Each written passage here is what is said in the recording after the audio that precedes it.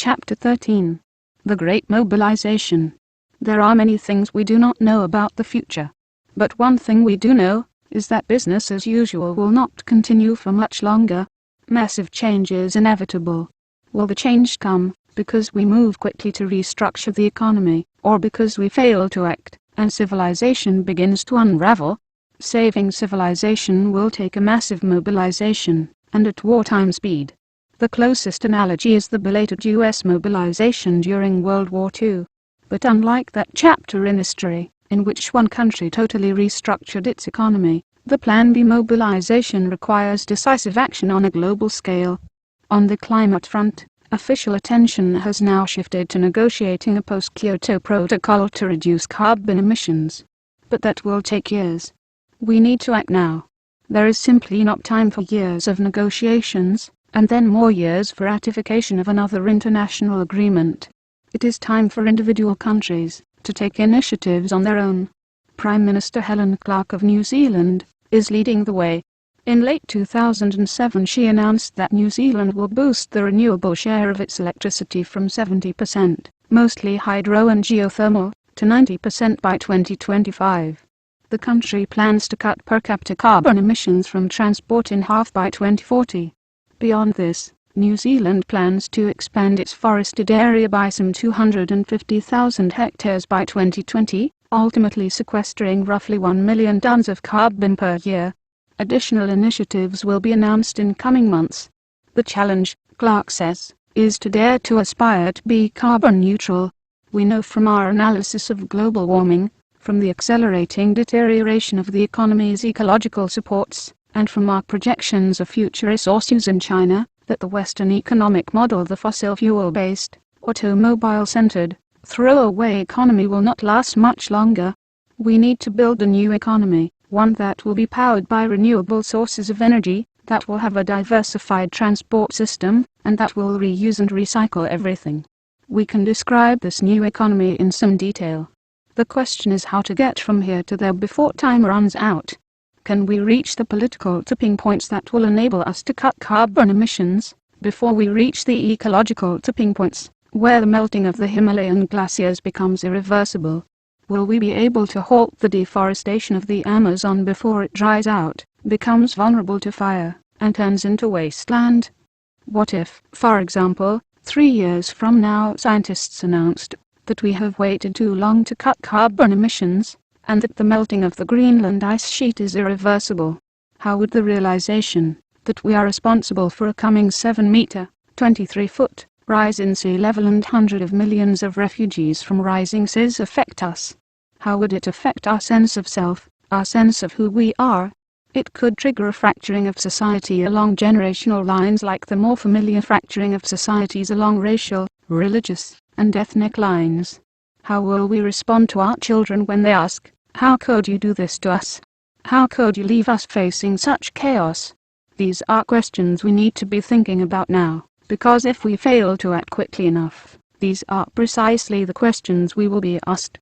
As we have seen, a corporate accounting system that left costs off the books drove Enron, one of the largest US corporations, into bankruptcy. Unfortunately, our global economic accounting system, that also leaves costs off the books, has potentially far more serious consequences. The key to building a global economy that can sustain economic progress is the creation of an honest market, one that tells the ecological truth. To create an honest market, we need to restructure the tax system by reducing taxes on work and raising them on various environmentally destructive activities, to incorporate indirect costs into the market price. If we can get the market to tell the truth, then we can avoid being blindsided by a faulty accounting system that leads to bankruptcy. As Zero Estendale, former vice president of Exxon for Norway and the North Sea, has observed, socialism collapsed because it did not allow the market to tell the economic truth. Capitalism may collapse because it does not allow the market to tell the ecological truth. Shifting taxes and subsidies. The need for tax shifting, lowering income taxes, while raising levies on environmentally destructive activities, has been widely endorsed by economists. For example, a tax on coal That incorporated the increased healthcare costs associated with mining it and breathing polluted air, the costs of damage from acid rain, and the costs of climate disruption would encourage investment in clean renewable sources of energy such as wind or solar. A market that is permitted to ignore the indirect costs in pricing goods and services is irrational, wasteful, and, in the end, self-destructive. It is precisely what Nicholas Stern was referring to when he described the failure to incorporate the costs of climate change in the prices of fossil fuels as a market failure on the greatest scale the world has ever seen. The first step in creating an honest market is to calculate indirect costs. Perhaps the best model for this is a U.S. government study on the costs to society of smoking cigarettes that was undertaken by the Centers for Disease Control and Prevention, CDC. In 2006, the CDC calculated the cost to society of smoking cigarettes, including both the cost of treating smoking-related illnesses and the lost worker productivity from these illnesses, at $10.47 per pack. This calculation provides a framework for raising taxes on cigarettes. In Chicago, smokers now pay $3.66 per pack in state and local cigarette taxes. New York City is not far behind at $3 per pack. At the state level, New Jersey, which has boosted the tax in 4 of the last 5 years to a total of $2.58, has the highest tax. Since a 10% price rise typically reduces smoking by 4%, the health benefits of tax increases are substantial. Tax restructuring can also be used to create an honest pricing system for ecological services. For example, forest ecologists can estimate the values of services that trees provide, such as flood control and carbon sequestration. Once these are determined, they can be incorporated into the price of trees as a stumpage tax. Anyone wishing to cut a tree would have to pay a tax equal to the value of the services provided by that tree. The market for lumber would then be based on ecologically honest prices that would reduce tree cutting and encourage wood reuse and paper recycling. The most efficient means of restructuring the energy economy to stabilize atmospheric CO2 levels is a carbon tax. Paid by the primary producers, the oil or coal companies, it would permeate the entire fossil fuel energy economy. The tax on coal would be almost double that on natural gas simply because coal has a much higher carbon content. As noted in Chapter 11, we propose a worldwide carbon tax of $240 per ton, to be phased in at the rate of $20 per year between 2008 and 2020. Once a schedule for phasing in the carbon tax and reducing the tax on income is in place, the new prices can be used by all economic decision makers to make more intelligent decisions. For a gasoline tax, the most detailed analysis available of indirect costs is found in the real price of gasoline by the International Center for Technology Assessment. The many indirect costs to society, including climate change, oil industry tax breaks, oil supply protection, oil industry subsidies, and treatment of auto-exhaust-related respiratory illnesses, total around $12 per gallon, slightly more than the cost to society of smoking a pack of cigarettes. If this external or social cost is added to the roughly $3 per gallon average price of gas in the United States in early 2007, gas would cost $15 a gallon. These are real costs. Someone bears them. If not us, our children. Now that these costs have been calculated, they can be used to set tax rates on gasoline, just as the CDC analysis is being used to raise taxes on cigarettes. Gasoline's indirect costs of $12 per gallon provide a reference point for raising taxes to where the price reflects the environmental truth. Gasoline taxes in Italy, France, Germany, and the United Kingdom, averaging $4.40 per gallon, are almost halfway there. The average US gas tax of 47 carat per gallon, scarcely 1/10 that in Europe, helps explain why more gasoline is used in the United States than in the next 20 countries combined. Phasing in a gasoline tax of 40 carat per gallon per year for the next 12 years, for a total rise of $4.80 a gallon, and offsetting it with a reduction in income taxes would raise the US gas tax to the $4.05 per gallon prevailing today in Europe and Japan. This will still fall short of the $12 of indirect costs currently associated with burning a gallon of gasoline, but combined with the rising price of gasoline itself, it should be enough to encourage people to use improved public transport and motorists to buy the plug-in hybrid cars scheduled to enter the market in 2010. These carbon and gasoline taxes may seem high, but there is at least one dramatic precedent. In November 1998, the U.S. tobacco industry agreed to reimburse state governments $251 billion for the Medicare costs of treating smoking-related illnesses, nearly $1,000 for every person in the United States. This landmark agreement was, in effect, a retroactive tax on cigarettes smoked in the past, one designed to cover indirect costs.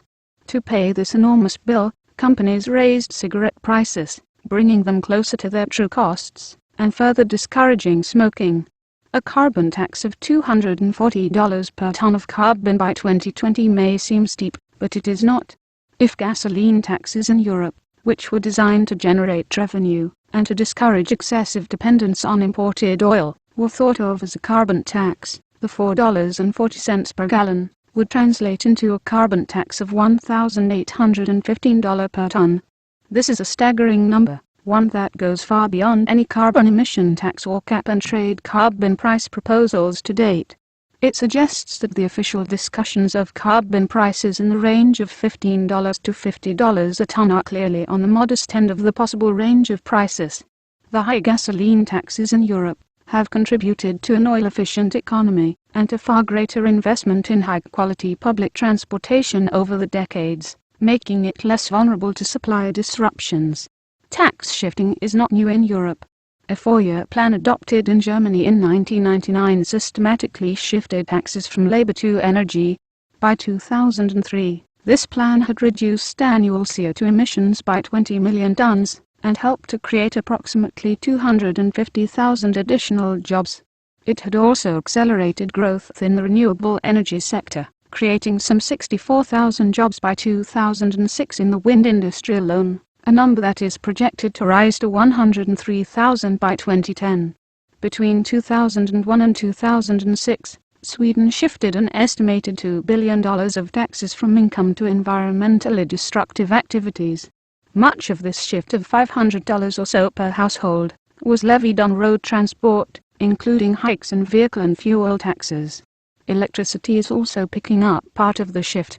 Environmental tax shifting is becoming commonplace in Europe, where France, Italy, Norway, Spain, and the United Kingdom are also using this policy instrument. In Europe and the United States, polls indicate that at least 70% of voters support environmental tax reform once it is explained to them. Environmental taxes are now being used for several purposes. As noted earlier, landfill taxes adopted by either national or local governments are becoming more common. A number of cities are now taxing cars that enter the city. Others are simply imposing a tax on automobile ownership. In Denmark, the tax on the purchase of a new car exceeds the price of the car itself. A new car that sells for $25,000 costs the buyer more than $50,000. Other governments are moving in this direction.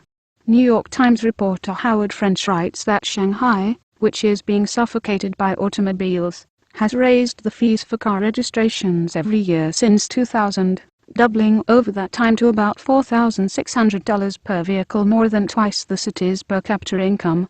Some 2,500 economists, including 8 Nobel Prize winners in economics, have endorsed the concept of tax shifts. Harvard economics professor N. Gregory Mankiw wrote in Fortune magazine, "Cutting income taxes, while increasing gasoline taxes, would lead to more rapid economic growth, less traffic congestion, safe roads, and reduced risk of global warming, all without jeopardizing long-term fiscal solvency." This may be the closest thing to a free lunch that economics has to offer. Cap-and-trade systems using tradable permits are sometimes an alternative to environmental tax restructuring. The principal difference between them is that with permits, governments set the amount of a given activity that is allowed, such as the harvest from a fishery, and let the market set the price of the permits as they are auctioned off. With environmental taxes, in contrast, the price of the environmentally destructive activity is incorporated in the tax rate, and the market determines the amount of the activity that will occur at that price. Both economic instruments can be used to discourage environmentally irresponsible behavior. The use of cap-and-trade systems with marketable permits has been effective at the national level, ranging from restricting the catch in an Australian fishery to reducing sulfur emissions in the United States. For example, the government of Australia, concerned about lobster overharvesting, estimated the sustainable yield of lobsters, and then issued catch permits totaling that amount. Fishers could then bid for these permits. In effect, the government decided how many lobsters could be taken each year, and let the market decide what the permits were worth.